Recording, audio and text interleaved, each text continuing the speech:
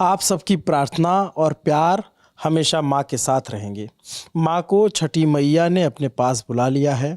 माँ अब शारीरिक रूप से हम सब के बीच नहीं रही। ये बयान, ये ट्वीट शारदा सिन्हा जी के ट्विटर हैंडल से उनके बेटे अंशुमन सिन्हा ने किया।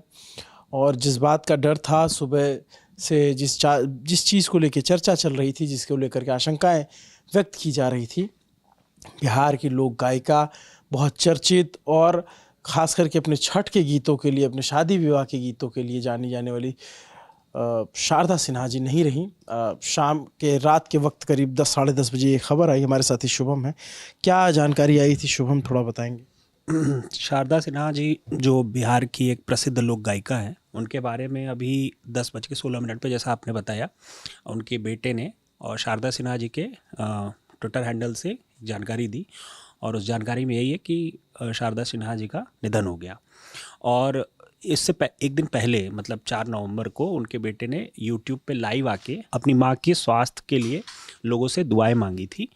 और 26 अक्टूबर को उनको, शारदा सिन्हा जी को, दिल्ली के एम्स में एडमिट कराया गया था और उनकी तबीयत लगातार बिगड़ रही थी। और अभी मैं मीडिया रिपोर्ट्स पढ़ रहा था तो उसमें बताया गया कि 2018 में शारदा सिन्हा जी को मल्टीपल माइलोमा नाम की एक बीमारी हुई थी।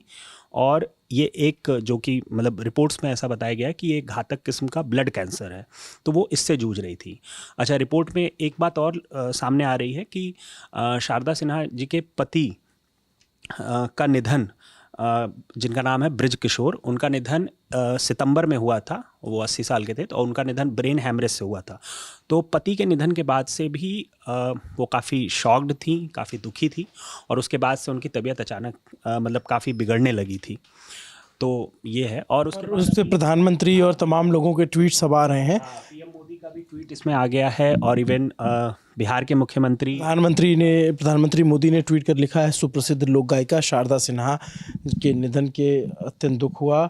उनके गाए मैथिली और भोजपुरी लोकगीत पिछले कई दशकों से बेहद लोकप्रिय रहे हैं। आस्था के महापर्व छठ से जुड़े उनके सुमधुर गीतों की गूंज भी सदैव बनी रहेगी। उनका जाना संगीत जगत के लिए अपूर्णीय क्षति है। शोक की इस घड़ी में मेरी संवेदना उनके परिजनों और प्रशंसकों के साथ है। बिहार के मुख्यमंत्री नीतीश कुमार ने भी अपना शोक संदेश जारी किया है, और उन्होंने भी मतलब यही बताया। उन्होंने लिखा है कि स्वर कोकिला, बिहार कोकिला, पद्मश्री और पद्म विभूषण से सम्मानित शारदा सिन्हा जी का निधन, गहरी शोक संवेदना व्यक्त करता हूं। और इसमें बाद में उनके परिवार के लिए कंडोलेंस मैसेज है आरजेडी की तरफ से। आरजेडी की तरफ से जो ट्वीट है, छठ महापर्व की आवाज़ छठ महापर्व में हमें छोड़ के चली गई। ये बात बिल्कुल सत्य है कि उनको छठ की गीतों के, अगर छठ का त्यौहार होता है तो महापर्व जो है वो शारदा सिन्हा के गीतों के बिना अधूरा है। वो, जैसे हम शाम में एक वीडियो में चर्चा भी कर रहे थे कि छठ के गीत मतलब शारदा सिन्हा की आवाज़, और उससे वो महापर्व शुरू होता। आज के दिन वो महापर्व शुरू हुआ और आज ही के दिन उन्होंने देह त्याग किया। शारदा सिन्हा को जो बिहार के लोग हैं, जो पूर्वांचल के लोग हैं, जो झारखंड के लोग हैं, खास करके जो छठ मनाते हैं या जो उनके गीत सुनते हैं, वो जानते हैं। जो नहीं जानते हैं, आप उनको ऐसे समझिए कि आपने एक बहुत पुराना गाना सुना होगा, कहे तो से सजना पग पग लिए जाऊं तोहरी बलैया। ये जो बॉलीवुड का गाना था, ये उन्होंने गाया था। सुपौल की रहने वाली थी, बिहार के, और उनका जो विवाह था वो बेगूसराय में हुआ था। तो एक वो मैथिली उनकी ओरिजिनल भाषा थी, जो उनकी पैतृक भाषा वो मैथिली थी। मैथिली में भी गीत गाती थी। फिर बाद में धीरे धीरे उनके गाने पॉपुलर हुए भोजपुरी में।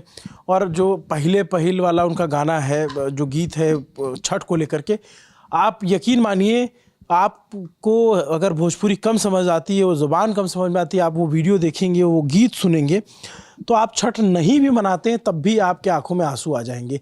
वो इस तरीके से वो सिर्फ गीत नहीं गाती थी, वो भावनाओं को पिरोती थी अपने शब्दों में, अपनी आवाज़ में। चाहे छठ के गीत हों, चाहे शादी विवाह मुंडन, हर एक कार्यक्रम से जुड़े गीतों को उन्होंने आवाज़ दी।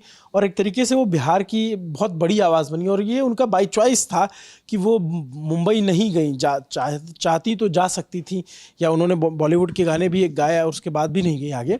लेकिन आप जैसे मैं जैसे अपने दोस्तों से बात करता हूँ, जानता हूँ, तो छठ कैसे अगर हम सर्च करेंगे तो छठ के गीत मतलब ऐसे इतने उनके करोड़ों में व्यूज़ हैं, 5.8 करोड़ इस तरीके से व्यूज़ आते हैं उनके, क्योंकि इतने ज़्यादा उनको चाहने वाले लोग, इतने ज़्यादा उनको सुनने वाले लोग। बीते दिनों वो अस्पताल में एडमिट थी, तब भी लोग इनका इंतज़ार कर रहे थे कि वो ठीक हो जाए।